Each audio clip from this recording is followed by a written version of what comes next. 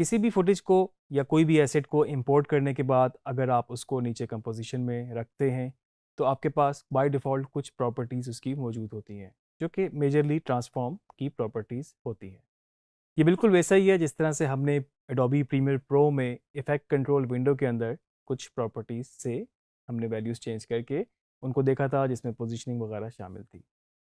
इसमें भी हमारे पास वही सारी चीज़ें मौजूद हैं। हमारे पास इसमें एंकर पॉइंट है, हमारे पास इसमें पोजीशनिंग है, स्केल है, रोटेशन है और ओपेसिटी है। इसके अलावा जो इफ़ेक्ट, जो चीज़ें मास्किंग वगैरह आप ऐड करते जाएंगे वो इसके अंदर फर्दर ऐड ऑन होता जाएगा और फिर आप उसकी वैल्यूज़ चेंज करके उनको एनिमेट कर सकते हैं। आइए किस तरह से हम ट्रांसफॉर्म करते हैं बेसिक प्रॉपर्टीज़ के साथ वो देखते हैं। तो मेरे पास यहाँ पर कंपोजिशन एक बनी हुई है। मैं यहाँ पर कुछ फुटेज इंपोर्ट कर लेता हूँ ताकि मैं आपको फर्दर उनकी ट्रांसफॉर्मेशन करके दिखा सकूँ। मैं यहाँ से कुछ क्लिप्स को इंपोर्ट कर लेता हूँ अपने पास। 3 क्लिप्स मैंने सेलेक्ट किए और इंपोर्ट प्रेस किया। इंपोर्ट का तरीका वही है, ड्रैग करके भी ला सकते हैं, डबल क्लिक करके भी ला सकते हैं, कंट्रोल आई से भी और फर्दर फाइल मेन्यू से भी जाके लेकर आ सकते हैं।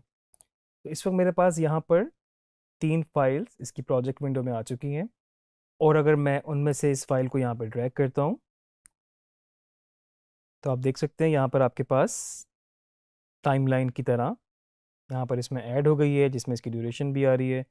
इसके नीचे मेरे पास लेयर्स हैं, उसमें फर्दर भी मैं ऐड कर सकता हूँ और जितनी भी लेयर्स पे मैं काम करना चाहता हूँ मैं उनमें और ऐड करता जाऊँगा।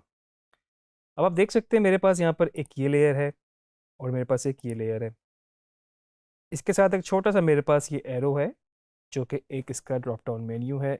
इस पर मैं अगर क्लिक करूँगा तो बाय डिफ़ॉल्ट इसमें ट्रांसफॉर्म की ऑप्शन मौजूद है। इस ट्रांसफॉर्म के लिए मुझे एक और दोबारा मेन्यू को खोलना पड़ेगा और मेरे पास यहाँ पर anchor point, position, scale, rotation, opacity मौजूद है। और अगर यहाँ पर मैं इसका एंकर पॉइंट मूव करूँ तो आप देख रहे हैं इस वक्त यहाँ पर बेसिकली तो ये आपकी जो वीडियो है उसको मूव कर रहा है, लेकिन अगर आप नोट करें आपके पास यहाँ पर एक छोटा सा ये डॉट मौजूद है जो बेसिकली इसका एंकर पॉइंट है। अब एंकर पॉइंट क्या होता है, इसको मैं यहाँ पर फिट इन कर लेता हूँ पहले ताकि आपको विंडो बड़ी नज़र आए। तो ये वाला डॉट जो है बेसिकली आपके पास एंकर पॉइंट है। इस वक्त फिजिकली वो वीडियो को मूव कर रहा है लेकिन उसके साथ साथ ये एंकर पॉइंट की पोजीशन भी मूव होती जा रही है। इस एंकर पॉइंट को अगर मैं यहाँ से भी इस कॉर्नर पे ले जाऊँ तो इस वक्त वीडियो तो मेरी कंपोजिशन से बाहर हो चुकी है लेकिन एंकर पॉइंट भी मेरा इस वक्त ऑलमोस्ट कॉर्नर पर है।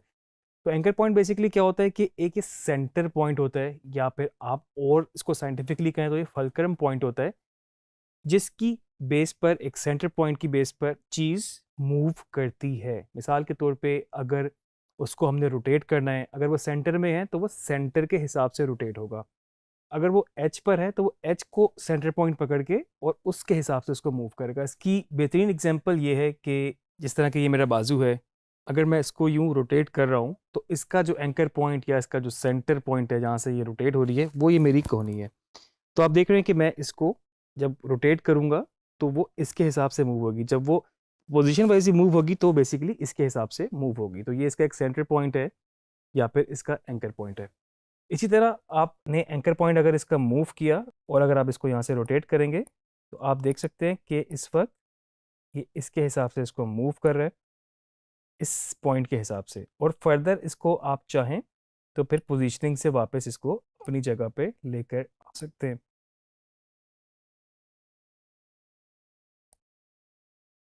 और अगर अब मैं इसको रोटेट करूं तो आप देखिएगा कि वो उसको इस तरह से मूव कर रहा है। मैं इस वैल्यू को एक दफ़ा रीसेट करता हूं और अब मैं इसको रोटेट करता हूं तो आप देखिएगा कि वो इसको सेंटर से रोटेट कर रहा है। मेरे ख्याल से आपको एंकर पॉइंट का कॉन्सेप्ट क्लियर हो चुका होगा। थोड़ा सा यहाँ से कॉम्प्लिकेटेड इसलिए है क्योंकि वो बेसिकली फुटेज को फिजिकली मूव कर रहा है और एंकर पॉइंट भी साथ साथ मूव हो रहा है। इसका बेहतरीन तरीका आपके पास टूल से भी होता है, क्योंकि टूल हमने आगे जाके मज़ीद डिटेल में डिस्कस करने हैं तो आपको उस वक्त भी बताएंगे।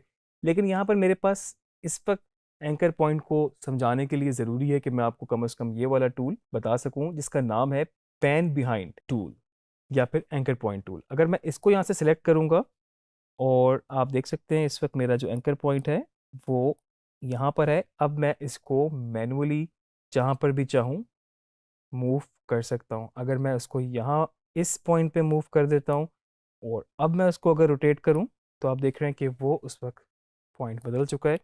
और अगर इसी तरह से मैं इस पॉइंट को इधर मूव करूँगा तो अब वो इस हिसाब से इस एंकर पॉइंट से या इस सेंटर पॉइंट से उसको रोटेट कर रहा है।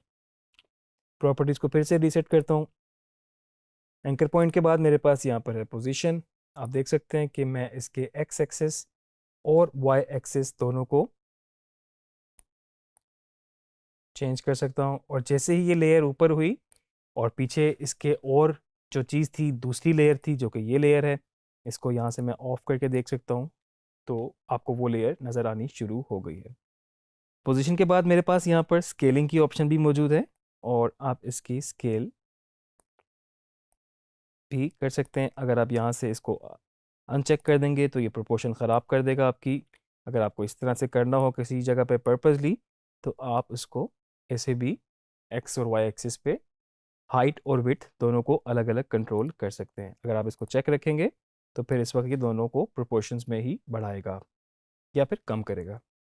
इसके बाद मेरे पास रोटेशन है और अगेन वो इसको बिल्कुल 360 डिग्री रोटेट कर सकता है, जिस तरह से भी आप चाहें रोटेट कर सकते हैं इसको।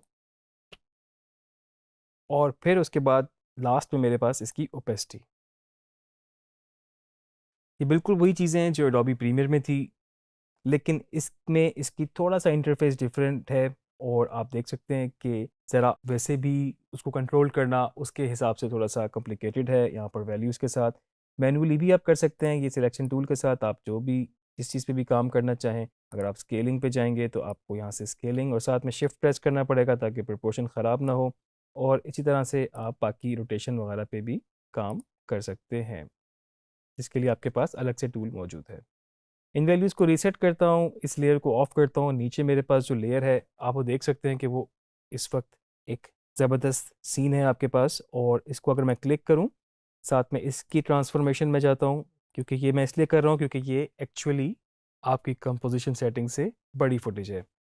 ये मुझे इस तरह से पता चल रहा है कि इसका एंकर पॉइंट यहाँ पर आ रहा है और यहाँ पर सिलेक्ट करने के बाद भी मुझे यहाँ पर एजिस पे इसके वो नज़र नहीं आ रहे पॉइंट्स जिसको पकड़ के मैं छोटा कर सकता हूँ।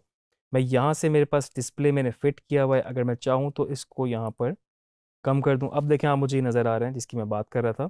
तो इसका मतलब ये है कि ये फुटेज इस वक्त इतनी बड़ी है और आपकी कंपोजिशन छोटी है।